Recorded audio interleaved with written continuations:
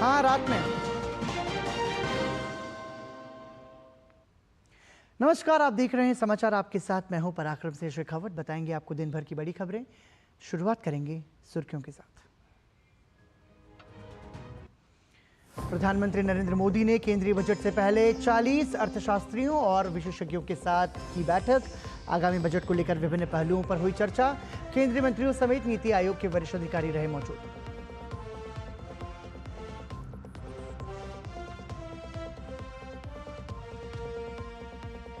नई दिल्ली में बिम्स्टेक विदेश मंत्रियों का दूसरा सम्मेलन। बंगाल की खाड़ी और तटीय क्षेत्रों में सुरक्षा, व्यापार सहित कई क्षेत्रों में सहयोग बढ़ाने पर मंथन। विदेश मंत्री एस जयशंकर ने कहा, हम बिम्स्टेक में शामिल तमाम देशों के साथ सहयोग करने के लिए प्रतिबद्ध।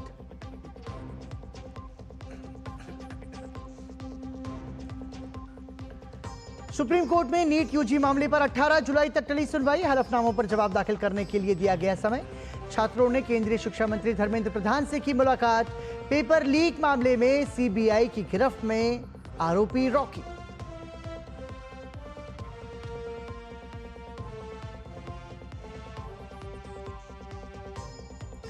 मानसून के बावजूद दिल्ली की जनता बूंद बूंद पानी को तरसी। बिजली के दामों में होने जा रही बढ़ोतरी। केजरीवाल सरकार पर भाजपा हमलावर। दिल्ली भाजपा का पानी और बिजली संकट को लेकर कल विरोध प्रदर्शन।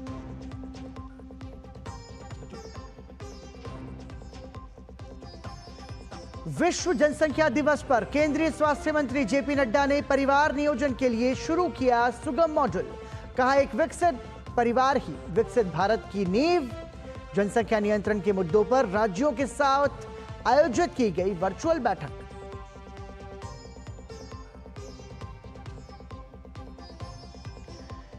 प्रधानमंत्री नरेंद्र मोदी के नेतृत्व में भारतीय अर्थव्यवस्था में तेजी बरकरार। एक वर्ष में ही 5 करोड़ रोजगार सृजन। केंद्रीय मंत्री पीयूष गोयल ने कहा, युवाओं को मिले हैं रोजगार के नए अवसर।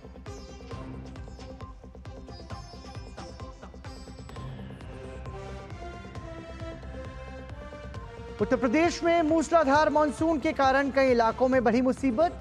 मुख्यमंत्री योगी ने बाढ़ कार्यों में लापरवाही बरतने पर लिया एक्शन। बिहार में भी बड़ी लोगों की मुसीबतें। असम में फिलहाल राहत।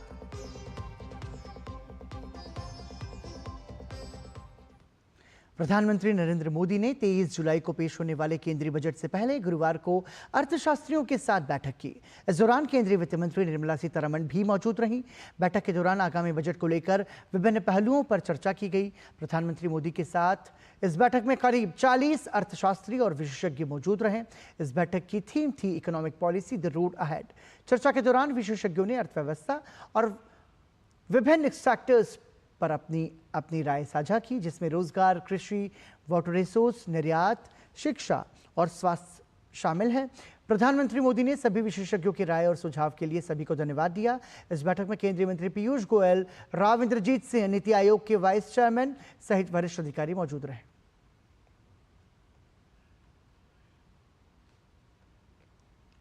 प्रधानमंत्री नरेंद्र मोदी ने सुषमा स्वराज भवन में IAS 2022 बैच के 181 प्रशिक्षु अधिकारियों से बातचीत की। इस अवसर पर उन्होंने अपने सोशल मीडिया प्लेटफॉर्म एक्स पर लिखा कि 2022 बैच के IAS अधिकारी प्रशिक्षुओं के साथ शानदार बातचीत हुई, जो वर्तमान में सहायक सचिव के पद पर तैनात हैं। भारत के विकास पथ में योगदान देने और लोगों के जीवन में सकारात्मक बदलाव के लिए वो काम करेंगे।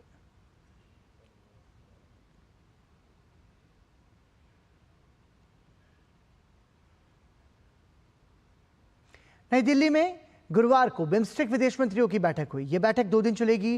विदेश मंत्री एस जयशंकर ने इस अवसर पर कहा कि हमने बिम्स्टेक के अंतर्गत जो लक्ष्य निर्धारित किए हैं, उन्हें हासिल करने के लिए हमें मिलकर कोशिश करने और तमाम संसाधनों का उपयोग में लाने की आवश्यकता है। बिम्स्टेक यानी बंगाल की खाड़ी बहुक्षेत्रीय तकनीकी और आर्थिक सहयोग पहल बहुआयामी सहयोगी के लिए दक्षिण और दक्षिण पूर्व एशिया के 7 देशों को एक साथ लाता है। इस 7 सदस्यीय संगठन में बांग्लादेश, भूटान, भारत, म्यांमार, नेपाल, श्रीलंका और थाईलैंड शामिल हैं। इस समूह के मूल रूप में बंगाल की खाड़ी की सीमा से लगे देश शामिल हैं, जो इस क्षेत्र में आपसी सहयोग की दिशा में काम कर रहे हैं।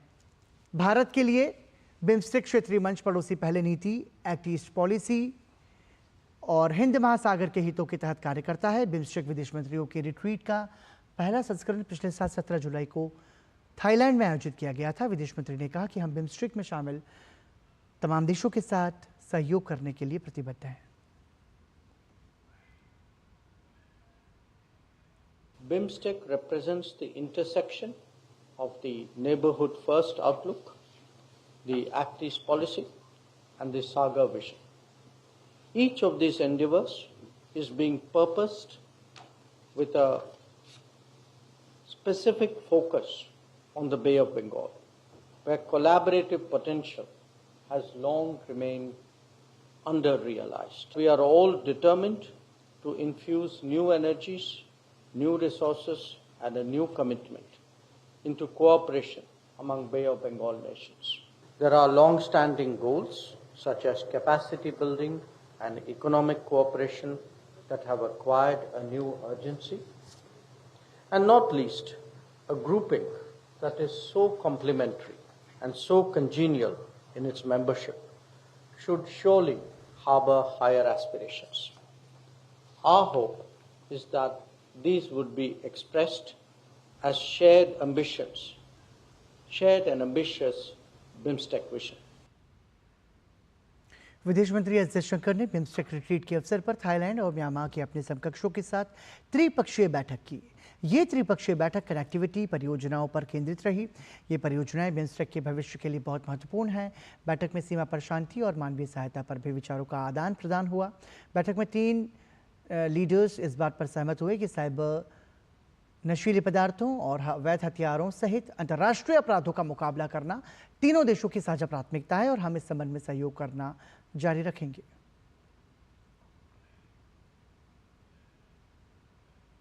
बिम्स्टेक रिट्रीट के अवसर पर विदेश मंत्री एस जयशंकर ने भूटान के विदेश मंत्री डीएन दोइंगेल से भी मुलाकात की। विदेश मंत्री ने कहा कि भूटान के विदेश मंत्री से मिलकर प्रसन्नता हुई। दोनों नेताओं ने दोनों देशों के बीच मित्रता और सद्भावना के संबंध को आगे बढ़ाने पर विचारों का आदान प्रदान किया। विदेश मंत्री एस जयशंकर ने इस अवसर पर बांग्लादेश के विदेश मंत्री हसन महमूद से भी मुलाकात की। एस जयशंकर ने उनसे मिलकर खुशी जाहिर की। मुलाकात में दोनों नेताओं ने इस बात पर सहमति जताई कि लगातार उच्च स्तरीय आदान प्रदान मैत्री की ताकत को दर्शाता है। दोनों नेताओं ने इसे और आगे बढ़ाने के तरीकों पर भी चर्चा की। नीट परीक्षा मामले में अब सुप्रीम कोर्ट में 18 जुलाई को सुनवाई होगी। दूसरी तरफ छात्रों के एक समूह ने केंद्रीय शिक्षा मंत्री धर्मेंद्र प्रधान से मुलाकात की, जबकि सीबीआई ने कार्रवाई करते हुए इस मामले में एक बड़े आरोपी को गिरफ्तार कर विशेष अदालत में पेश किया है और रिमांड हासिल की है। मेडिकल प्रवेश परीक्षा नीट यूजी 2024 पर सुप्रीम कोर्ट में सुनवाई टल गई। सुप्रीम कोर्ट में अब 18 जुलाई को सुनवाई होगी। सीजेआई डीवाई चंद्रचूड़ की अगुवाई वाली बेंच ने नीट मामले की सुनवाई अगले गुरुवार तक के लिए स्थगित करते हुए अपने आदेश में कहा कि मामले के कुछ पक्षकारों को केंद्र और एनटीए द्वारा दायर हलफनामे नहीं मिले हैं और उन्हें बहस से पहले अपने जवाब तैयार करने की जरूरत है। केंद्र सरकार, सीबीआई और एनटीए ने नीट यूजी मामले में हलफनामा दाखिल कर दिया है। अब याचिकाकर्ताओं को केंद्र और एनटीए द्वारा दायर हलफनामों पर अपने जवाब दाखिल करने का समय दिया गया है। नीट मामले पर वकील अबीहा जैदी ने कहा कि हमें सुप्रीम कोर्ट से उम्मीद है कि जो भी फैसला लिया जाएगा वो बच्चों के हित में होगा और सर्वोपरि होगा। सुप्रीम कोर्ट में हमें बहुत उम्मीद है और हमें अपने सीजेआई साहब से बहुत उम्मीद है कि वो जरूर ऐसा कोई फैसला देंगे जो सभी बच्चों के हित में होगा और सर्वप्रिय होगा। सुप्रीम कोर्ट में दायर एनटीए के हलफनामे में कहा गया है कि एनटीए ने राष्ट्रीय, राज्य और शहर स्तर और केंद्र स्तर पर नीट यूजी 2024 में शामिल हुए अभ्यर्थियों के अंकों के वितरण का विश्लेषण किया है। इस विश्लेषण से पता चलता है कि अंकों का वितरण काफी सामान्य है। एनटीए के मुताबिक ऐसा कोई बाहरी कारक उनके सामने नहीं आया है जिससे ये निष्कर्ष निकाला जा सके कि इससे अभ्यर्थियों को मिलने वाले अंकों पर असर पड़ेगा।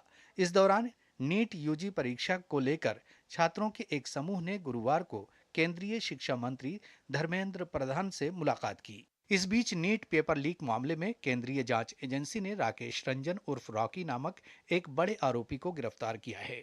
पटना और कोलकाता में उसके 4 ठिकानों पर सीबीआई ने छापेमारी भी की। रॉकी मूल रूप से बिहार के नवादा का रहने वाला है। वो रांची में रेस्टोरेंट चलाता था। गिरफ्तारी के बाद रॉकी को सीबीआई ने विशेष अदालत में पेश किया, जिसके बाद सीबीआई को अदालत से रॉकी की 10 दिन की रिमांड मिली है। केंद्र सरकार ने 22 जून को नीट केस की जांच सीबीआई को सौंपी थी। अब तक पेपर लीक केस की जांच 7 राज्यों तक पहुंच चुकी है। सीबीआई ने बिहार, झारखंड, महाराष्ट्र, गुजरात, पश्चिम बंगाल, राजस्थान और उत्तराखंड से अब तक 43 गिरफ्तारियां की हैं। आरोपियों को रिमांड पर लेकर पूछताछ की जा रही है। नीट मामले में अब तक हुई कार्रवाई की बात करें तो 17 मई को सुप्रीम कोर्ट में याचिका दायर की गई थी। याचिकाकर्ताओं ने पेपर लीक का हवाला दिया था। नीट की परीक्षा दोबारा कराने की मांग की गई थी।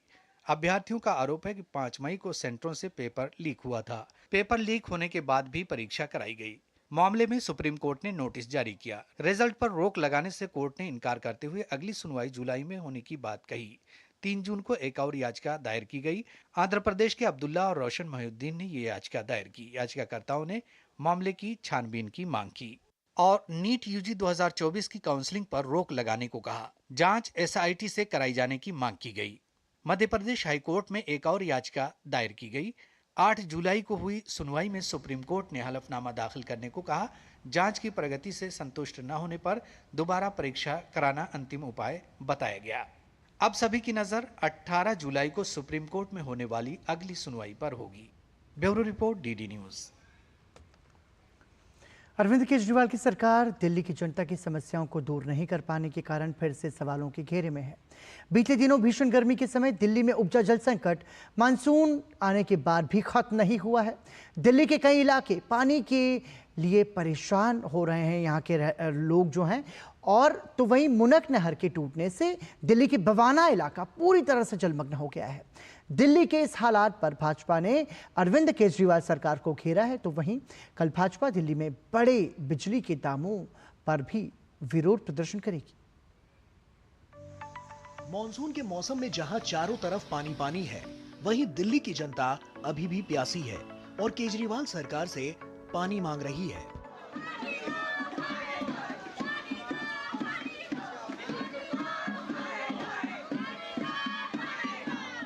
आप अपने टीवी स्क्रीन पर 2 तस्वीरें देखिए। एक तरफ तो ईस्ट ऑफ कैलाश इलाके में आज भी लोग पीने के पानी के लिए जूझ रहे हैं। गुस्साए लोगों ने बारिश में भीगते हुए हाथों में बाल्टी डब्बे लेकर अपनी परेशानी बता रहे हैं। तो वहीं दूसरी तरफ बवाना की जेजे कॉलोनी जलमग्न हो गई है। रिहायशी इलाकों में पानी घुस गया है। ये दिल्ली की जेजे कॉलोनी है। आप देख सकते हैं कि किस तरीके की स्थिति है। हर जगह पानी ही पानी पसरा है। देर रात में यहाँ पर मुनक नहर है और मुनक नहर का जो बांध वहाँ से टूटा है और उसके बाद वो ये स्थिति यहाँ पर बनी है। जेजे कॉलोनी की अगर हम बात करें, कुछ साल पहले डीडीए ने ये पूरी जेजे कॉलोनी जो है वो दिल्ली सरकार को दे दी थी और इसके लिए 18 करोड़ रुपये भी सैंक्शन हुए थे, क्योंकि सीवर लाइन बिछाने के लिए और पानी की लाइन बिछाने के लिए।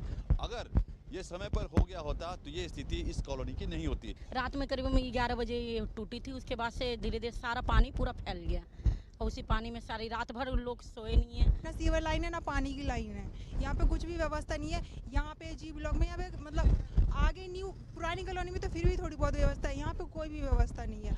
अभी पानी सूख जाए जब आप देखना कितनी सीवर लाइन यहाँ से निकलती है। अभी तो पानी भरा हुआ, कहेंगे लोग जो पब्लिक झूठ बोल रही है। पानी सूखने के बाद देख लो कितना सीवर लाइन निकलता है, यहाँ कुछ भी नहीं है। दरअसल देश की राजधानी दिल्ली में बीते कई महीनों से पानी के लिए हाहाकार मचा हुआ है। कई इलाकों में जबरदस्त पानी की किल्लत के चलते लोग परेशान हैं। दिल्ली में बारिश के बाद भी ये समस्या जस की तस बनी हुई है। पिछले 6 से 7 महीनों से लोग पानी की जबरदस्त किल्लत से जूझ रहे हैं।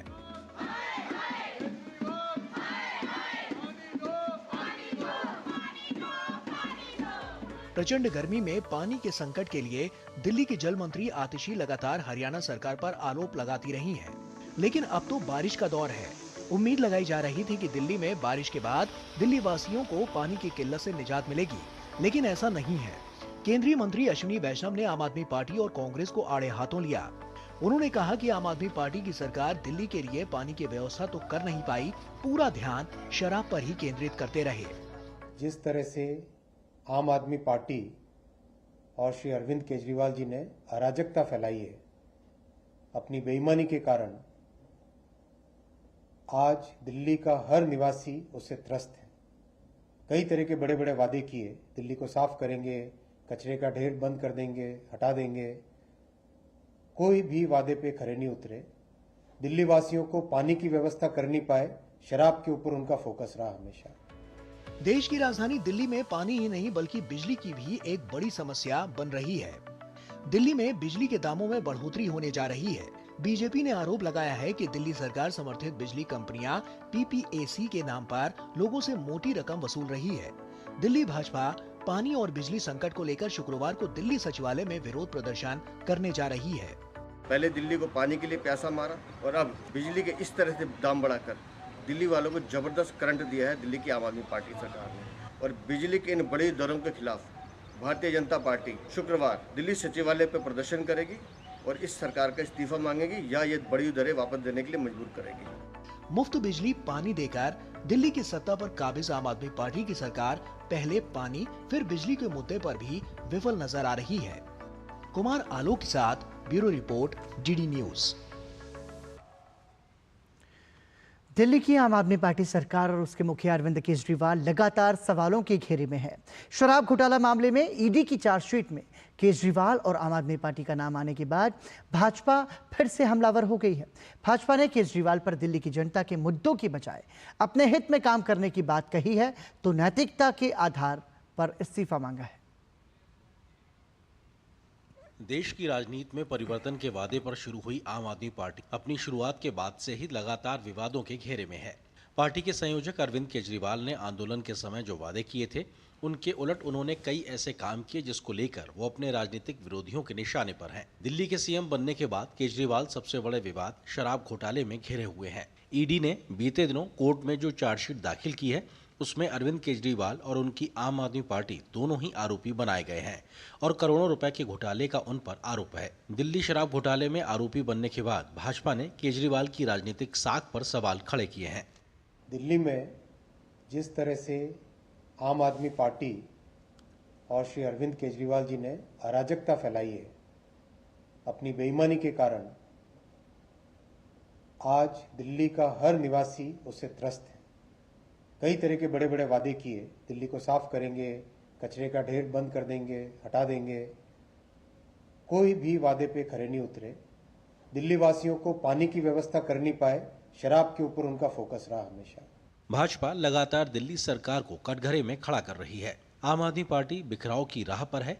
एक एक कर उसके नेता विधायक साथ छोड़ रहे हैं, लेकिन केजरीवाल अपनी कुर्सी बचाने में लगे हुए हैं। हालात ये हैं कि जनता के मुद्दों की वकालत करने वाले केजरीवाल को जनता की परेशानियों से कोई सरोकार नहीं दिखता। भाजपा सांसद मनोज तिवारी ने केजरीवाल से इस्तीफे की मांग की है। उस अरविंद केजरीवाल ने जिन्होंने बार बार जीवन में कहा है कि हमारे ऊपर अगर कोई छोटा सा आरोप भी लगा तो हम इस्तीफा दे देंगे, लेकिन आज जब वो स्वयं ईडी की चार्जशीट में दिल्ली के शराब घोटाले में 37 नंबर के आरोपी बन गए हैं, अब दिल्ली इस आशा से देख रही है कि शायद उनकी नैतिकता जागे और वो इस्तीफा दें। दिल्ली के शराब घोटाले के मामले में दिल्ली सरकार के उप मुख्यमंत्री मनीष सिसोदिया और मंत्री सत्येंद्र जैन पहले से ही जेल में हैं, जबकि इस मामले में कई आरोपी भी जेल में हैं जिन्होंने शराब घोटाले में भूमिका निभाई। वहीं दिल्ली शराब नीति मामले में ईडी के समन के खिलाफ अरविंद केजरीवाल की याचिका पर दिल्ली हाई कोर्ट ने आज सुनवाई टल गई। अगली सुनवाई 9 सितंबर को होगी। विकास सारथी के साथ ब्यूरो रिपोर्ट, DD न्यूज। पीठ में दर्द की शिकायत के बाद रक्षा मंत्री राजनाथ सिंह को एम्स दिल्ली के न्यूरो सर्जरी विभाग में भर्ती कराया गया है। गुरुवार को सुबह 3 बजे दर्द की शिकायत के बाद रक्षा मंत्री को तत्काल एम्स में भर्ती किया गया। फिलहाल राजनाथ सिंह की हालत स्थिर है।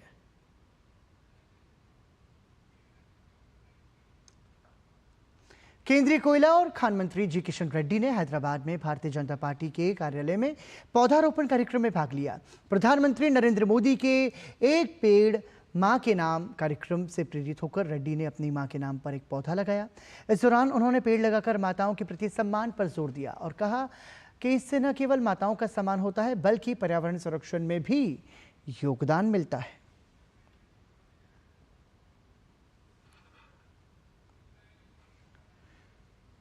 केंद्र सरकार ने सिविल सेवा परीक्षा 2022 और इससे पहले कि सीएसई की उम्मीदवार पूजा मनोरमा दिलीप खेड़कर की उम्मीदवारी के दावों और अन्य विवरणों को सत्यापित करने के लिए भारत सरकार के अतिरिक्त सचिव स्तर के एक वरिष्ठ अधिकारी की अध्यक्षता में एक एकल सदस्यीय समिति का गठन किया है। समिति 2 सप्ताह में अपनी रिपोर्ट प्रस्तुत करेगी। उत्तर प्रदेश के उप मुख्यमंत्री ब्रजेश पाठक ने ड्यूटी से लंबे समय तक गैर हाजिर रहने वाले 17 चिकित्सा अधिकारियों को बर्खास्त करने के निर्देश दिए हैं। इस बात की जानकारी उन्होंने अपनी सोशल मीडिया प्लेटफॉर्म एक्स पर देते हुए लिखा कि जनमानस की सेवा का दायित्व मिलना और स्वास्थ्य सेवा प्रदान करना सौभाग्य है। मरीजों की सेवा ईश्वर की सेवा है। इसमें किसी भी प्रकार की लापरवाही, अनुशासनहीनता का कोई स्थान नहीं है। चिकित्सकीय सेवाओं को आम नागरिकों को प्रदान किए जाने में लापरवाही बरतने और ड्यूटी से लंबे समय तक बिना सूचना के अनुपस्थित रहने वाले प्रदेश के विभिन्न जनपदों में कार्यरत 17 चिकित्सा अधिकारियों को सेवा से बर्खास्त किए जाने का निर्देश प्रमुख सचिव चिकित्सा और स्वास्थ्य को मेरे द्वारा दिए गए हैं। उत्तर प्रदेश में लखनऊ वालों को नए मेट्रो रूट की सौगात मिलने जा रही है। लखनऊ मेट्रो को चारबाग से वसंत कुंज के बीच मेट्रो कॉरिडोर को डीपीआर की मंजूरी मिल गई है। चारबाग से वसंत कुंज तक प्रस्तावित ईस्ट वेस्ट कॉरिडोर की कुल मार्ग लंबाई 11.165 किलोमीटर होगी। इस कॉरिडोर में कुल स्टेशंस की संख्या 12 होगी, जिसमें 7 भूमिगत और 5 एलिवेटेड स्टेशन होंगे। इस प्रस्तावित कॉरिडोर के पूरा होने में लगभग 5 साल लगेंगे और इसकी अनुमानित लागत 5,081 करोड़ रुपए है। ये कॉरिडोर मौजूदा नॉर्थ साउथ कॉरिडोर के चारबाग मेट्रो स्टेशन से जुड़ेगा। भारतीय न्याय संहिता, भारतीय नागरिक सुरक्षा संहिता और भारतीय साक्ष्य अधिनियम 3 नए आपराधिक कानून झारखंड समेत पूरे देश में लागू हो गए हैं। 3 नए कानूनों में नया क्या है, साथ ही राज्य में होने वाले विधानसभा चुनाव, नक्सल समस्या, राज्य में कानून की व्यवस्था और अन्य कई मुद्दों पर झारखंड राज्य के पुलिस महानिदेशक अजय कुमार सिंह से बात की हमारे संवाददाता सोमेश पटेल ने। देखिए खास बातचीत। झारखंड राज्य समेत देश में 3 नए कानून लागू हो गए हैं और इस कानून में नया क्या है, इस वक्त हमसे बातचीत करने के लिए झारखंड के डीजीपी अजय कुमार सिंह सर हैं, उनसे जानते हैं। सर, पूरे देश में 3 नए कानून लागू हुए हैं, इस कानून में नया क्या है? नया ये है कि एक तो इसमें सेक्शंस का जो जितने भी धाराएं हैं उनमें चेंज हो गया है, नंबर वाइज उसमें चेंजेस हुए हैं और उसके अलावा कुछ धाराएं घटी हैं, कुछ बढ़ी हैं और उसमें सबसे ज़्यादा जो है वो फॉरेंसिक्स का और साइंटिफिक एड्स टू इन्वेस्टिगेशन उसका इसके अंदर इस्तेमाल करना, वो एक नई चीज़ इसमें प्रारंभ हुई है। सर, झारखंड के कुछ हिस्सों में अभी भी नक्सल समस्या बनी हुई, इससे निपटने के लिए किस तरह से प्रयास किया जा रहा है? मुख्य तौर पर ये समस्या अब जो सीमित है वो सारंडा और कोलान क्षेत्र, जो कि हमारा चाईबासा जिला पड़ता है, उसके अंतर्गत है और वहाँ पर भी लगातार हमारे जो झारखंड पुलिस है, जहाँ हमारे उसके बाद जो सिक्योरिटी एजेंसीज और दूसरी हैं इंटेलिजेंस वाली, और उसके अलावा सीएपीएफ की जो फोर्सेज हैं वो लगातार वहाँ पर अपने ऑपरेशंस चला रही हैं। सर, राज्य में कुछ महीनों में विधानसभा चुनाव होना है, इसे लेकर किस तरह की तैयारियां हैं? हाल ही में जो लोकसभा के चुनाव हुए हैं वो संपन्न हुए हैं और वो सभी मतलब उसमें जितने भी स्टेक होल्डर्स हैं, उसके चाहे वो प्रशासन हो, चाहे पुलिस हो, चाहे नागरिक हो, लेकिन इतने साफ सुथरे और इतने मतलब बिना without any violence, without any incident, even कोई रिपोल भी नहीं हुआ, तो बहुत ही अच्छे तरह से उनको मतलब अपना जो काम था उसका चुनाव का वो अंजाम दिया गया। तो झारखंड राज्य में कानून व्यवस्था को लेकर भी कुछ लोग सवाल उठाते हैं, इस पर क्या कहेंगे? जहाँ पर भी क्राउड होता है, क्राउड का मैनेजमेंट हो या जो चुनाव हो या बाकी जो चीज़ें हैं सब सामान्य रही हैं as compare to other states जहाँ पर कि मतलब कुछ घटनाएं घटी थी वायलेंस वगैरह की भी, तो लॉ एंड ऑर्डर की कोई समस्या नहीं है। पूरे देश में सर जामताड़ा जगह है जहां पर साइबर क्राइम के मामले देखने को मिलते हैं, उस पर किस तरह से निपटारा किया जाता है? जामताड़ा के अलावा अब ये देश के दूसरे भागों में भी आसपास के राज्यों से लेकर के साउथ इंडिया तक फैल चुकी है और इसमें झारखंड पुलिस जो है लगातार इसमें अपने जितने भी हमारे ऑफिसर्स हैं अनुसंधान करता है, उनको नई नई ट्रेनिंग दे रहे हैं।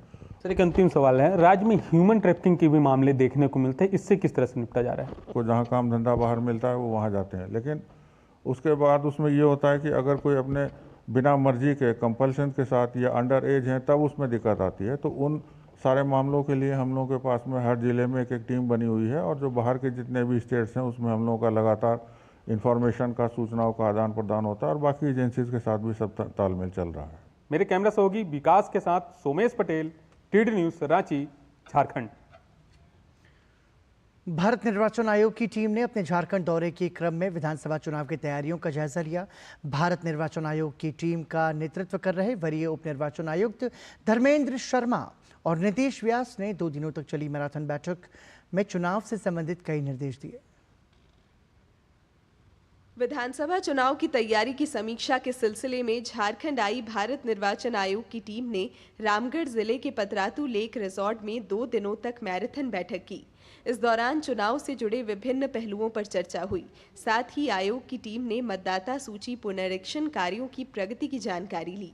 आयोग के वरीय उप निर्वाचन आयुक्त नीतीश व्यास और धर्मेंद्र शर्मा के समक्ष जिला निर्वाचन पदाधिकारियों ने इस सिलसिले में अब तक हुई प्रगति के बारे में प्रेजेंटेशन दिया। राज्य के मुख्य निर्वाचन पदाधिकारी के रवि कुमार ने कहा कि बैठक में विधानसभा चुनाव के मद्देनजर कई विषयों पर चर्चा हुई है। ये मतदाता सूची का तरफ से आने वाला विधानसभा में यूज होगी उसी का, इसलिए अभी उसमें कितना कोई भी आपका नाम एडिशन कैसा चल रही है, उसका प्यूरिफिकेशन एक्टिविटीज कैसा है, उसका संबंध में आपका समीक्षा किया जा रहा है। राज्य के मुख्य निर्वाचन पदाधिकारी ने बताया कि बैठक में मतदान प्रतिशत बढ़ाने को लेकर भी चर्चा हुई। आयोग की टीम ने कम मतदान प्रतिशत के कारणों को समझने की कोशिश की और संबंधित जिला निर्वाचन पदाधिकारियों को इस दिशा में और काम करने की हिदायत दी। वोटिंग परसेंटेज का कैसा बढ़ा सकते हैं, उसमें इम्प्रूव नहीं होने के लिए क्या कारण था, उसमें जिला वाइज क्या समीक्षा है वो कराया जा रहा है। उसके बंद में आगे वो जिला निर्वाचन पदाधिकारी है उसमें काम करेंगे। एक सवाल के जवाब में उन्होंने बताया कि राज्य में विधानसभा चुनाव 5 से कम चरण में होंगे। हालांकि अंतिम निर्णय भारत निर्वाचन आयोग को लेना है। असेंबली इलेक्शन का कितना चरण में होगी उसका बारे में अभी चर्चा वो कमीशन निर्णय लेगी उसमें, परंतु वो 5 चरण में वो नहीं होगी, उसका कम चरण में होगी। बैठक के दौरान विधानसभा चुनाव के मद्देनजर विधि व्यवस्था के पहलुओं पर भी चर्चा हुई। आयोग की टीम ने शांतिपूर्ण चुनाव संपन्न करने को लेकर आवश्यक प्रबंध करने का निर्देश दिया। रामगढ़ से के तिवारी की रिपोर्ट। आंध्र प्रदेश के मुख्यमंत्री एन चंद्रबाबू नायडू ने कहा कि भारतीय उद्योग परिसंघ एक ऐसा संगठन है जो वैश्विक स्तर पर सभी क्षेत्रों को प्रभावित कर सकता है। सीआईआई प्रतिनिधियों के साथ वर्चुअल बैठक में मुख्यमंत्री ने उनसे P4 public private people's partnership policy में भागीदारी बनने की अपील की। चंद्रबाबू नायडू ने घोषणा की कि इस साल विशाखापट्टनम में सीआईआई प्रतिनिधियों के साथ साथ फिर से एक बैठक आयोजित की जाएगी। विशाखापट्टनम को फिनटेक फाइनेंशियल टेक्नोलॉजी हब में तब्दील करने की घोषणा करते हुए मुख्यमंत्री ने दोहराया कि उनका एकमात्र उद्देश्य गरीबी मुक्त समाज का निर्माण करना है। उन्होंने सीआईआई प्रतिनिधियों से कहा कि कौशल जनगणना के माध्यम से युवाओं में विशेषज्ञता को बढ़ाया जाएगा, जिसके बाद युवाओं को दुनिया भर में रोजगार मिलेगा। भारतीय वायुसेना की टुकड़ी पिच ब्लैक 202 अभ्यास में भाग लेने के लिए ऑस्ट्रेलिया पहुंची है। यह अभ्यास 12 जुलाई से 2 अगस्त तक आयोजित किया जाना है। पिच ब्लैक नाम बड़े निर्जन क्षेत्रों में रात के समय उड़ान भरने पर जोर देने से लिया गया है। पिच ब्लैक का यह संस्करण 43 साल के लंबे इतिहास में सबसे बड़ा होने वाला है, जिसमें 20 देशों की भागीदारी शामिल है, जिसमें 140 से अधिक विमान और विभिन्न वायुसेनाओं के 4,400 सैन्यकर्मी शामिल हैं।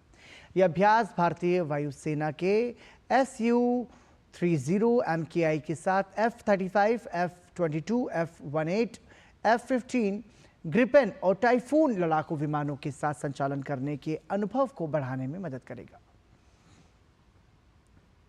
अग्निपथ योजना को लेकर फैलाए जा रहे भ्रमों को विभिन्न अर्धसैनिक बलों के प्रमुखों ने दूर किया है। अग्निवीरों को 4 साल तक सेना में अपनी सेवा प्रदान करने के बाद सेवा समाप्त होने के बाद अर्धसैनिक बलों में प्राथमिकता के साथ 10% का आरक्षण भी दिया जाएगा।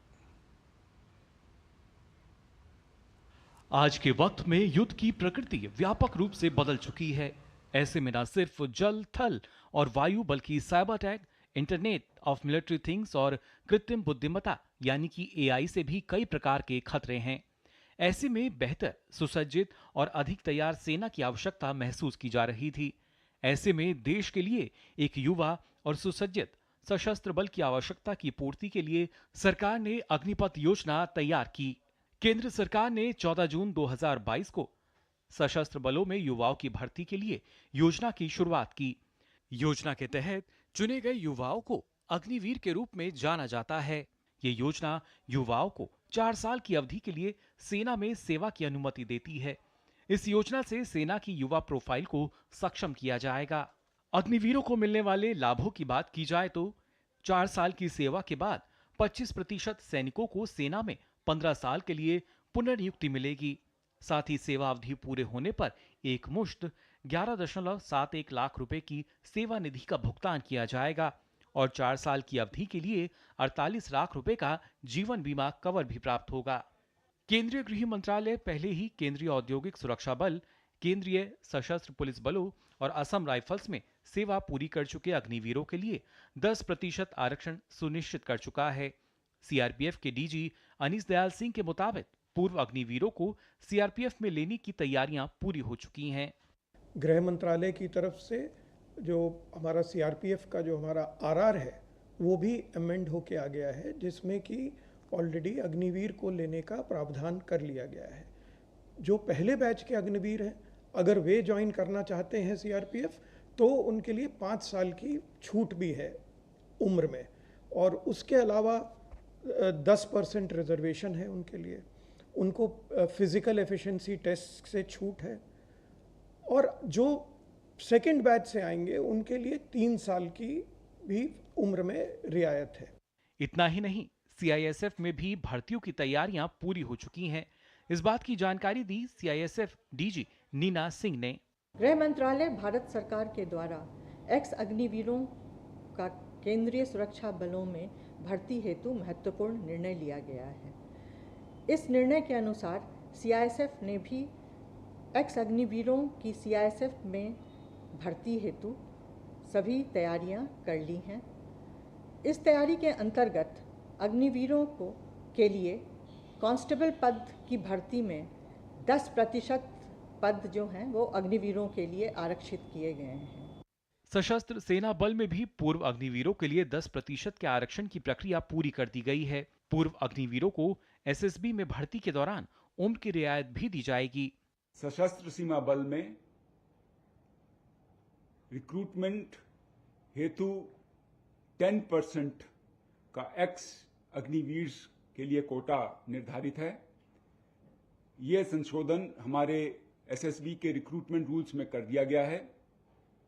इसके साथ साथ जो पहला बैच आएगा उनको 5 साल का एज रिलैक्सेशन भी उपलब्ध है। सीमा सुरक्षा बल के डीजी ने कहा कि अग्निवीरों के किसी भी बल में शामिल होने से उस बल को लाभ होगा। 4 साल इन्होंने मशक्कत की नौकरी की है, एक्सपीरियंस हासिल किया है, कड़े अनुशासन में रहे हैं, तो बीएसएफ के लिए एकदम अनुरूप हैं ये। तो एक तरह से हमको तैयार सोल्जर मिल रहे हैं जिनको हम बहुत शॉर्ट ट्रेनिंग करके जो इनको लोकल कैप्सूल्स इनको देने हैं वो देने के बाद हम इनको तुरंत सीमा पे तैनात करेंगे। आरपीएफ बहुत उत्सुक है कि जब अग्निवीर आए हम उनका स्वागत करें अपने बल में, और उनके आने से आरपीएफ को भी एक नई ऊर्जा, एक नई गति और एक नया मनोबल मिलेगा। इतना ही नहीं, केंद्र सरकार इनके पुनर्वास के लिए और भी कई कार्यक्रम चलाने की तैयारियां पूरी कर चुकी है। इनके लिए स्किल सर्टिफिकेट और ब्रिज कोर्स जैसे कार्यक्रम तैयार किए गए हैं। साथ ही असम, हरियाणा, उत्तर प्रदेश, मध्य प्रदेश जैसे कई राज्य सरकारी नौकरियों में प्राथमिकता की घोषणा भी कर चुके हैं। Bureau report, DD news.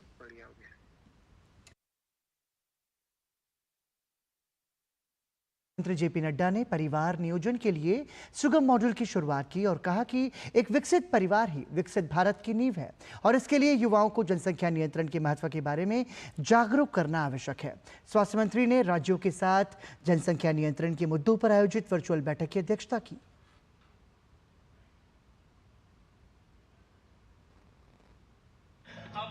परिवार नए तरीकों संग अब रहो तैयार, बनो समझदार, बनो जिम्मेदार, आसान है करना अब प्लान परिवार। परिवार नियोजन के नए तरीकों और विशेष अभियान के जरिए सरकार जनसंख्या नियंत्रण के प्रयासों को आगे बढ़ाएगी। विश्व जनसंख्या दिवस के मौके पर केंद्रीय स्वास्थ्य मंत्री जेपी नड्डा ने राज्यों के साथ जनसंख्या के मुद्दों पर वर्चुअल बैठक की। इस दौरान स्वास्थ्य मंत्री ने परिवार नियोजन के लिए सुगम मॉडल की शुरुआत की। स्वास्थ्य मंत्री ने परिवार नियोजन के प्रति जागरूकता के लिए नई प्रचार प्रसार की गतिविधियों को जारी किया और रेडियो स्पॉट और जिंगल्स का भी अनावरण किया। जनसंख्या नियंत्रण के प्रयासों के लिए केंद्र सरकार राज्यों के साथ मिलकर विशेष जागरूकता अभियान चलाएगी। इस मौके पर स्वास्थ्य मंत्री ने इस बात पर जोर दिया कि केंद्र और राज्यों को यह सुनिश्चित करने के लिए सामूहिक रूप से काम करने की जरूरत है कि महिलाएं परिवार नियोजन विकल्प चुनने के अपने अधिकार का प्रयोग कर सकें और उन पर अवांछित गर्भधारण का बोझ ना पड़े। हम अपनी स्ट्रैटेजी को रीडिजाइन करें और रीडिजाइन करने में जो हमारे को फैमिली सर्वे आया है, उस फैमिली सर्वे के अनुसार हम देखें कि अब कौन से हाई पॉपुलेशन वाले डिस्ट्रिक्ट्स रह गए और उस तरीके से हम उसको कैसे और अच्छा कर सकते हैं, इसको करने की आवश्यकता है।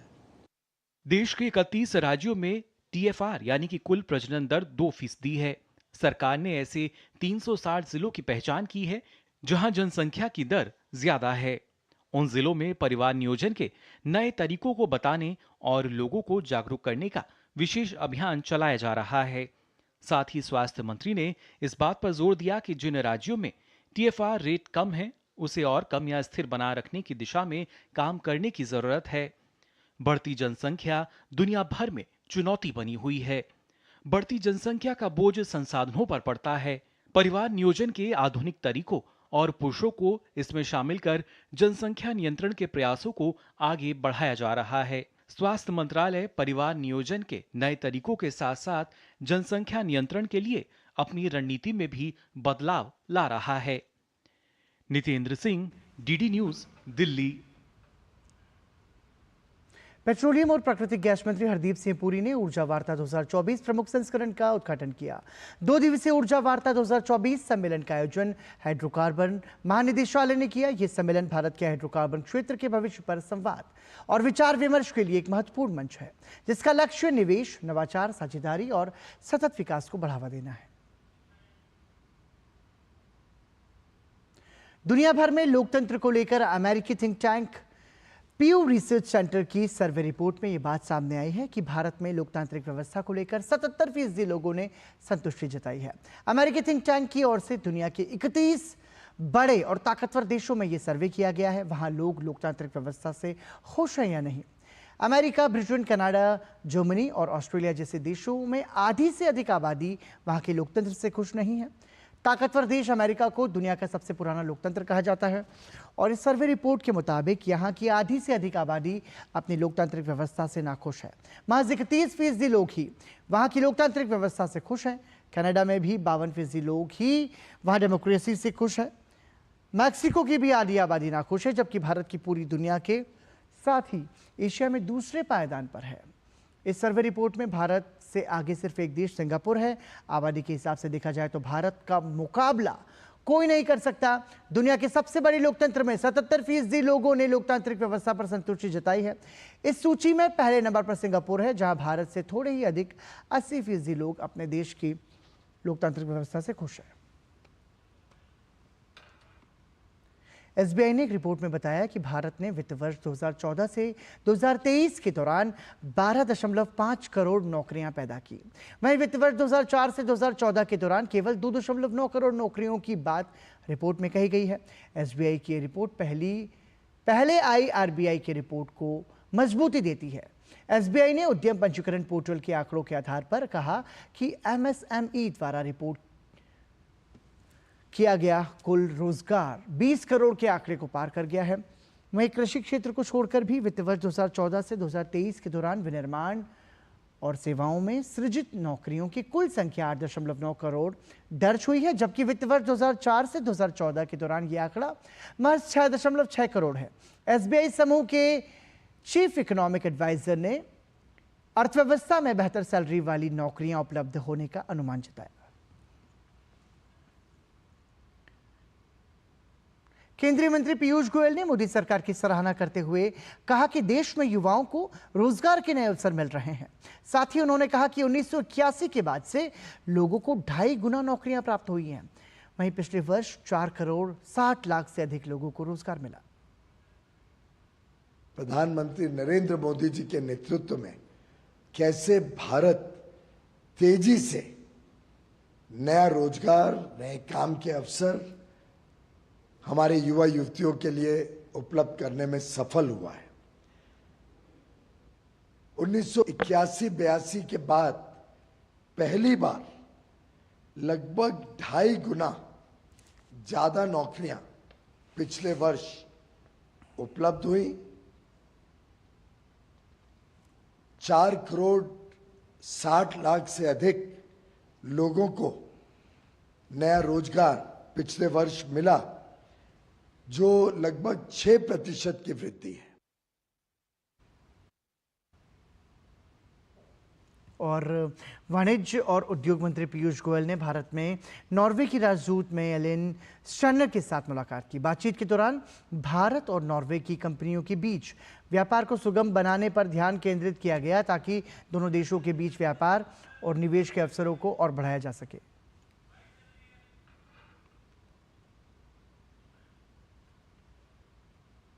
अर्थव्यवस्था और रोजगार के मामले पर विपक्षी दलों के सवालों का जवाब देते हुए भाजपा नेता जफर इस्लाम ने कहा कि जॉब क्रिएशन में भारत नंबर 1 पर है। आरबीआई के आंकड़ों के अनुसार केवल पिछले 1 वर्ष में ही 5 करोड़ रोजगार सृजन हुए हैं और पिछले 10 वर्षों की बात करें तो 12.5 करोड़ रोजगार सृजन हुए हैं, जो कि एक रिकॉर्ड है। 5 करोड़ जॉब क्रिएशन सिर्फ 1 साल में हुआ है। ये आंकड़े आरबीआई के हैं, अभी जो पब्लिश है वो दिखता है। दूसरी तरफ इंपॉर्टेंट बात है कि पिछले 10 सालों में 2014 से लेकर 2024 तक हमारे 10 साल के कार्यकाल में हमने 12.5 करोड़ जॉब क्रिएट किया है। 12.5 करोड़ जॉब, ये अपने आप में एक रिकॉर्ड है। पूरे दुनिया में सबसे सक्सेसफुल जॉब क्रिएशन करने वाली जो देश है वो भारतवर्ष है। इसकी वजह है कि हमने हमारे यहाँ जो लीडरशिप है, और देश की जनता को बधाई देना चाहता हूं जिन्होंने एक स्टेबल सरकार बार बार दिया। साथ ही उन्होंने कहा कि प्रधानमंत्री नरेंद्र मोदी के नेतृत्व में भारतीय अर्थव्यवस्था तेजी से आगे बढ़ रही है। पिछले 10 वर्षों के दौरान रोजगार सृजन के क्षेत्र में भारत सरकार ने अच्छा काम किया है। पूरे दुनिया में अगर सबसे बेहतर जो अर्थव्यवस्था जिस देश की है वो भारत वो देश है, जिसमें इन्फ्लेशन कंट्रोल में है। 3 महत्वपूर्ण चीज होती है, इन्फ्लेशन है, जॉब क्रिएशन है और बाकी जो मैक्रो इकोनॉमिक पैरामीटर्स है। उस तीनों मापदंड में भारत सबसे आगे। आज आप देखिए जिस तरह से ग्रोथ रेट है भारत की, वो दुनिया के जो पूरे ग्रोथ इंक्रीमेंटल जीडीपी जो बोलते हैं, वो पूरे दुनिया के इंक्रीमेंटल जीडीपी का 18%, ऑलमोस्ट 1/5 आपके देश से आता है। दुनिया के हर मल्टीलैटरल, हर बड़े इंस्टीट्यूशंस, वर्ल्ड बैंक, आईएमएफ और दुनिया के बड़े बड़े बैंक, उनका जो उनके हिसाब से इन्फ्लेशन जो है हिंदुस्तान में कंट्रोल में है। जो महंगाई दर है, अर्थव्यवस्था यहां पर, और सबसे ज्यादा जॉब क्रिएशन में नंबर 1 दुनिया में भारतवर्ष है। मुस्लिम महिलाओं के भरण पोषण से संबंधित सुप्रीम कोर्ट के फैसले का बरेली की मुस्लिम महिलाओं ने स्वागत किया है। उनका कहना है कि पहले महिलाओं को तलाक के बाद जीवन यापन में बड़ी चुनौतियों का सामना करना पड़ता था, लेकिन अब इस फैसले के बाद भविष्य से जुड़ी उनकी चिंताएं दूर हो गई हैं। 3 तलाक के बाद दे देते हैं तलाक, ये नहीं सोचते कि हम कैसे करेंगे गुजारा, और बच्चों को भी दे दिए, खर्चा पानी भी नहीं देते हैं, और जिन्हें सोचते हैं हमारे अम्मा बाप परेशान हैं या कैसे हैं, किसी की परेशानी नहीं देखते हैं। ये बहुत अच्छा फैसला है हमारे लिए, मुस्लिम महिलाओं के लिए। मुस्लिम महिलाओं को जो परेशानी होती थी, अपने घर वालों पे बोझ बन जाती थी, अब वो बोझ नहीं बनेंगी।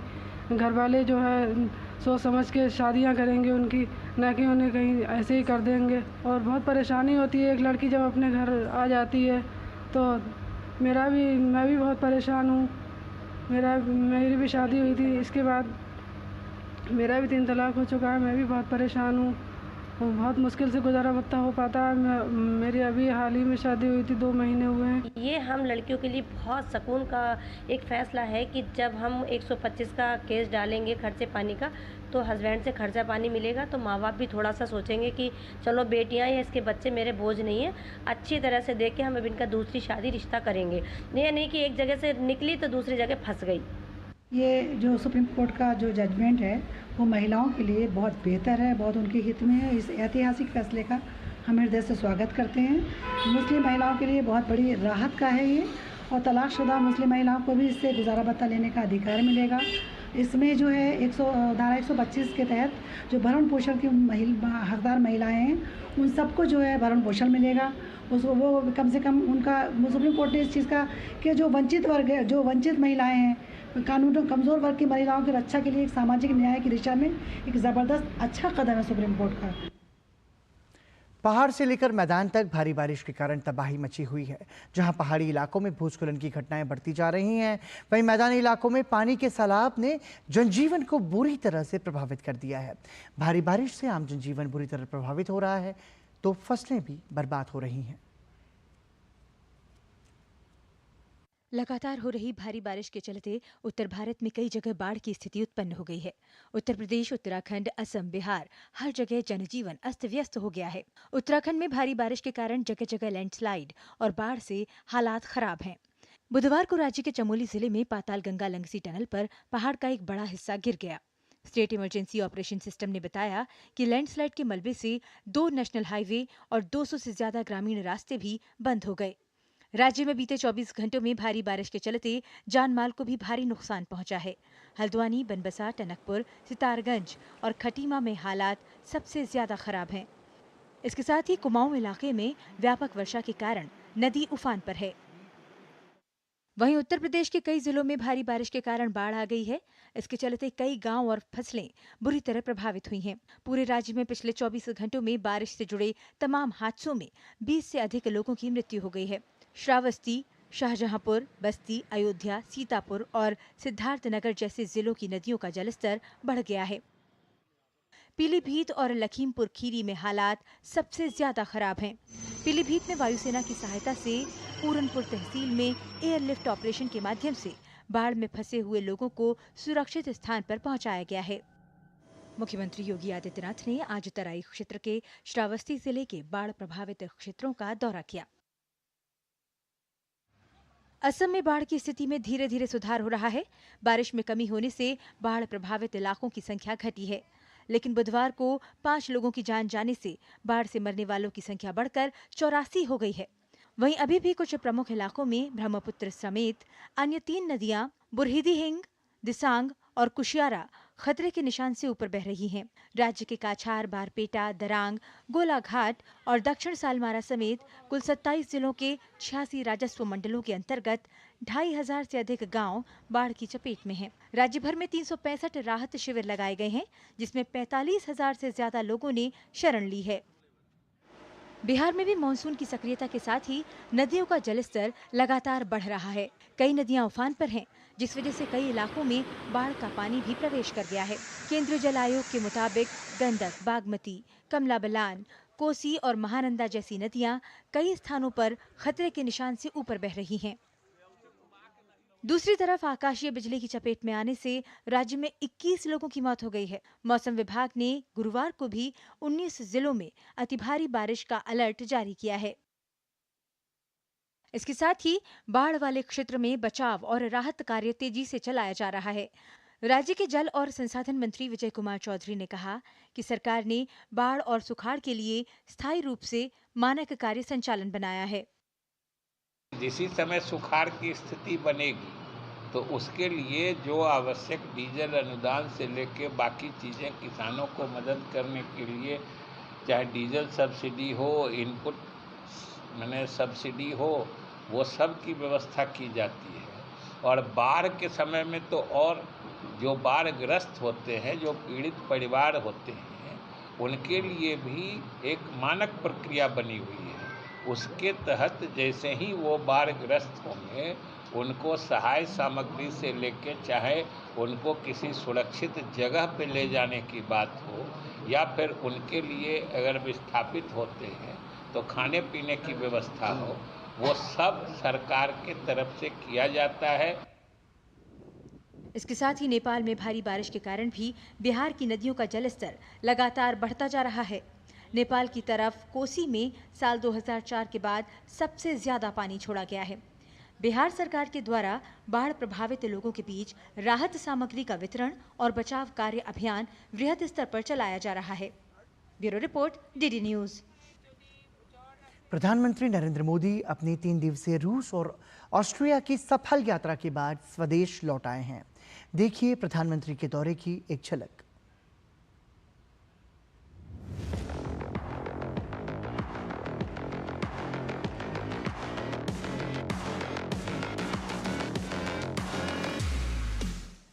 रूस शब्द सुनते ही हर भारतीय के मन में पहला शब्द आता है भारत के सुख दुख का साथी। ये रिश्ता म्यूचुअल ट्रस्ट और म्यूचुअल रिस्पेक्ट की मजबूत नींव पर बना है। और वो गाना तो यहाँ के घर घर में कभी गाया जाता था, सर पे लाल टोपी रूसी। फिर भी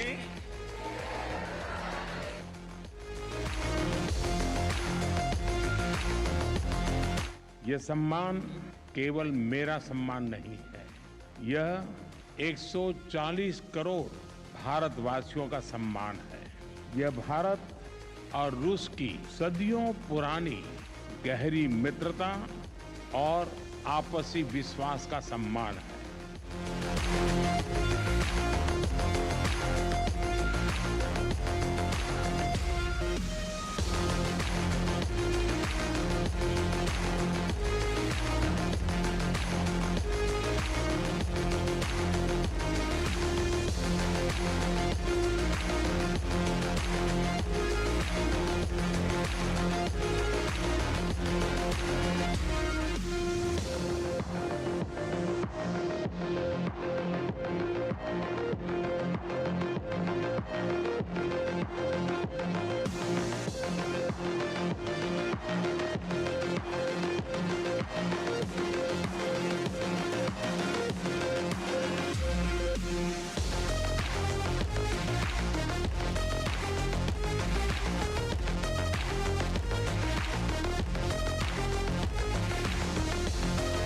जब दुनिया भारत को विश्व बंधु के रूप में देखती है तो ये हमारे लिए गर्व की बात। सिर्फ टॉप पर पहुंचने के लिए मेहनत नहीं कर रहे हैं, हमारा मिशन 2047 है।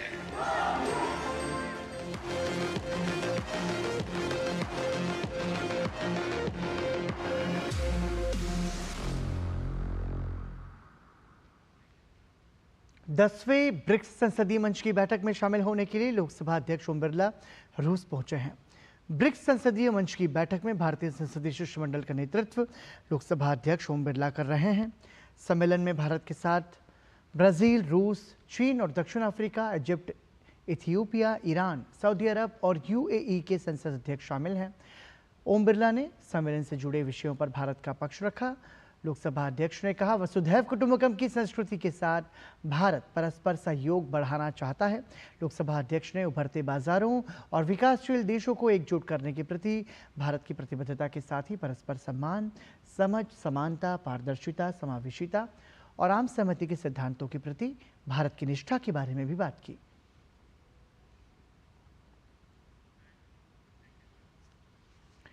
अपने आज से पहले सोने की सुरक्षा के लिए सीसीटीवी और सुरक्षा कर्मियों की तैनाती को तो देखा होगा, पर आज हम आपको एक ऐसी स्टोरी दिखा रहे हैं जिसमें सुरक्षा कर्मी और सीसीटीवी से फलों की सुरक्षा की जा रही है। जी हां, ये फल भी कोई मामूली नहीं है, बल्कि है फलों का राजा, यानी कि आम।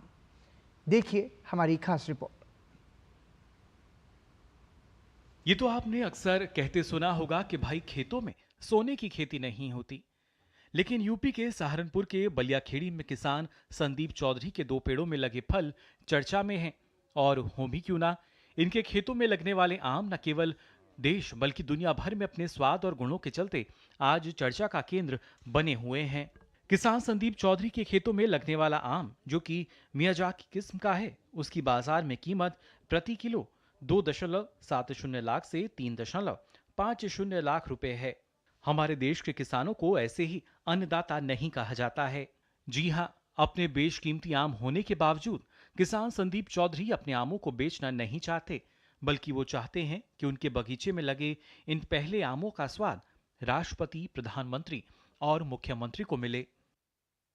ये आम हमारी प्रधान श्रीमती रीटा चौधरी ने हमें कहा था कि हमने किसानों के लिए कुछ नया काम करना चाहिए। तो तभी हम सर्च कर रहे थे, जब हमने बगीचा लगाया अपना, तो तब हमने ढूंढा कि वर्ल्ड का सबसे महंगा आम कौन सा है, तो सामने निकल के आया मियाजाकी। हम तब से प्रयास कर रहे थे मियाजाकी पौधा लाने का। फाइनली अभी 9 महीने पहले हमने सर्च किया, कलकत्ता में एक पौधा उपलब्ध था, वहाँ से हमने 2 पौधे मंगाए और अपने खेत में रोपित कर दिए। और रोपित करने के बाद उसके ऊपर इस बार बूर भी आया और फल भी आया, और इस बार 2 फलों पे 3 आम हमारे आए हुए हैं। देखिए, ये उस समय 6,500 का पौधा आया था मेरे पास, और इस पौधे की विशेषता ये है कि ये अंतर्राष्ट्रीय बाजार में सबसे महंगा, यानी कि 2.5 लाख रुपये से 3.5 लाख रुपये किलो की कीमत होती है।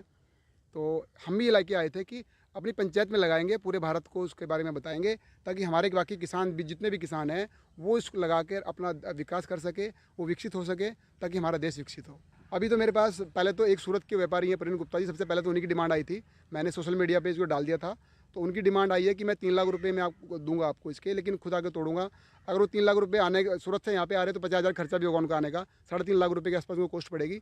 उसके अलावा 4-5 लोगों के अलग अलग, मुंबई से, देहरादून से भी कॉल आई है, दिल्ली से भी कॉल आई है, लोग उसको खरीदना चाहते हैं। लेकिन हमारी मंशा इस बार दूसरी है, हमारे लिए 3-4 लाख रुपये मायने नहीं रखते। हम ये चाहते हैं कि ये पैसे इस प्रचार से हमारे जो भारतीय किसान हैं उनका विकास हो, और हम इन तीनों आम को अपने सूबे के मुख्यमंत्री जी श्री आदित्यनाथ जी को, महामहिम राष्ट्रपति जी को और माननीय प्रधानमंत्री जी को हम लोग देना चाहते हैं, ताकि पूरे देश में एक संदेश जाए कि किसान इस तरह के पौधे लगाकर अपनी इनकम बढ़ा सकता है।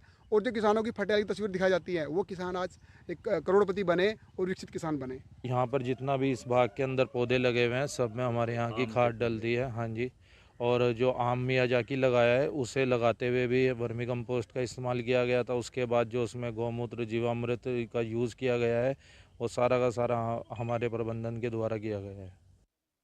यह आम जापान के मियाजाकी यूनिवर्सिटी में विकसित हुआ है। इस आम का जापानी नाम टाइयो नो टमेंगो है। इसका मतलब होता है सूर्य का अंडा। संदीप चौधरी ने इस आम के 2 पेड़ लगा रखे हैं। दोनों पेड़ों पर सिर्फ 3 आम लगे हैं। यह आम खाने में बेहद मीठा होता है और ये एंटीऑक्सीडेंट, बीटा कैरोटीन और फोलिक एसिड से भरपूर है। माना जा रहा है कि इसे खाने से कैंसर की बीमारी में काफी राहत मिलती है। लेकिन अब जब इस किसान संदीप की मेहनत सफल हो चुकी है, तो उनके नायाब आम के स्वाद को चखने के लिए लोग भी ललायत दिख रहे हैं। वो पेड़ के पहले फल को राष्ट्रपति द्रौपदी मुर्मू, प्रधानमंत्री नरेंद्र मोदी और सीएम योगी आदित्यनाथ को खिलाना चाहते हैं। तो देखा आपने आम के साथ एक किसान का भावनात्मक जुड़ाव। तो है ना ये आम मीठा भी और अनोखा भी। Bureau report, DD news. और इसी के साथ ही समाचार में अभी के लिए इतना ही। दीजिए इजाजत। नमस्कार, शुभ रात्रि।